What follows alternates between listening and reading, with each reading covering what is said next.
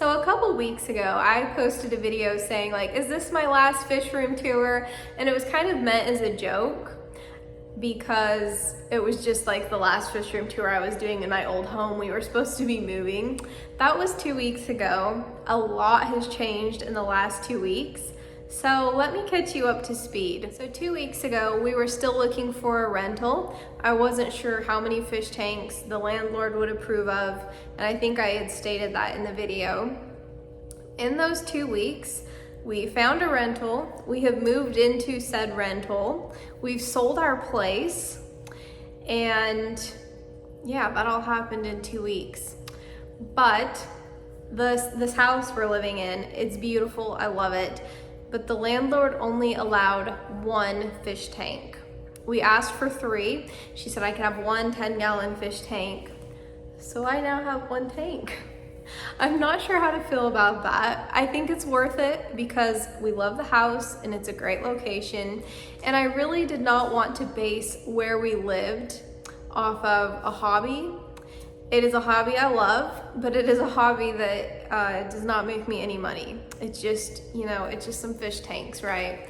So I sold all my fish tanks but 1. I have my little 10-gallon tank that was like one of my favorite tanks, so I'm super thankful that I get to keep that. Now, even though I just have 1 fish tank, I do still plan to be making YouTube videos on a regular basis. I'm hoping that I can continue posting long-form content each week, but I'm going to have to get a little bit creative to create that much content off of 1 fish tank. But I do have several good ideas of things I'm wanting to address. And I would also like to start doing lives. So maybe if I don't do a long form content video 1 week, I can do a live. And I would also love to start joining some of your guys' lives. I have 1 guy who's reached out to me, no 2 actually, who have reached out to me and want me to be on their channel to do a live, which I'm very excited about. I haven't done it yet because we've been so busy moving, but I want to start doing more lives. I've never done a live on my own channel before, and I've been with someone, like I've done a live with someone else once. So I'm going to push myself out of my comfort zone because I think lives are fun. I enjoy watching other people's lives. So I'll probably start doing a little more of that. And maybe I'll get creative with some short form content. And maybe I will get like a macro lens because Kai, my betta fish that I kept, is absolutely stunning, and I would love to be able to get super up close shots of like his scales and his coloration. I've seen a lot of other betta fish keepers do that with their betta fish, and it's very neat. It's super neat to see like that up close because betta fish are such colorful fish and they're so vibrant, especially mine. He's very vibrant. So I would also like to start doing that, and I would also love other video ideas from you guys. Like if you guys have a video idea or a direction you would love to see me take the channel, drop that down below. I'm definitely open to ideas. That being said, let's take a look at my my only fish tank that I have now. Here is my 10-gallon tank. I apologize for the glare. It is late afternoon, so it is pretty bright in here. Let's see Kai. Kai, you gonna come say hi? He's very friendly. So this was my 10-gallon tank that I just had some Neocaridina shrimp in and some mystery snails. And I still have some shrimp. I think most of them are in hiding. I know he hasn't eaten all of them, if any of them. They're just not out and about as much because he chases them like most betta fish do. That's another topic I want to talk about. He was in a 40-gallon tank prior to this, and I feel bad moving him from a 40-gallon to a 10-gallon, but a 10-gallon is sufficient for him. But in his 40-gallon, the shrimp were reproducing like crazy. There was so many shrimp in that tank. But in the 10-gallon, because he has less space and he's probably a little more bored, he chases the shrimp around. Not like crazy. I've never even seen him try to eat them. He just kind of swims up to them and they, like swim away from him very quickly so that he can't hurt them. But it's been interesting for me to see how Kai's behavior has changed since adding him to a 10-gallon when he was previously in a 40-gallon.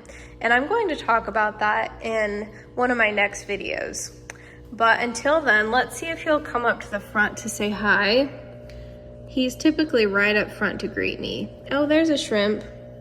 There is evidence that he has not eaten them. At least one. I seen a pregnant shrimp yesterday, or I should say buried. She was heavily buried, and this is one of the babies that were hatched like, I don't know, a few weeks ago, a couple weeks ago, I don't remember, but it's already getting big. I think Kai's getting ready to come say hi. And here's my purple mystery snail. I had it in a 20-gallon long, but I loved it, so obviously I just put it in this 10-gallon. When I sold the 20-gallon, I just took the snail out. Oh, Kai's gonna come say hi. Isn't he just stunning? Like, don't you think if I got a macro lens, I could get some pretty good photos of him?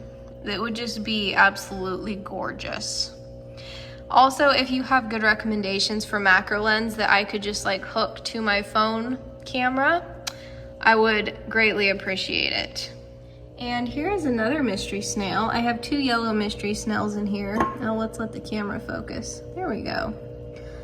I love mystery snails. They make great tank mates for betta fish.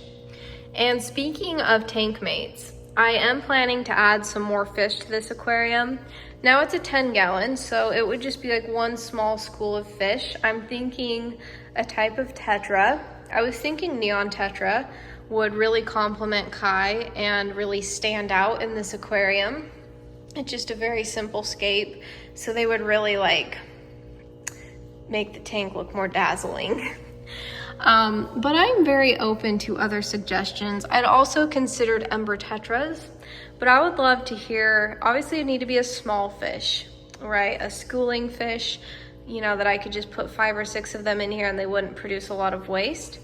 So if you have a suggestion of what you think I should keep in this 10-gallon tank, I would love to hear it.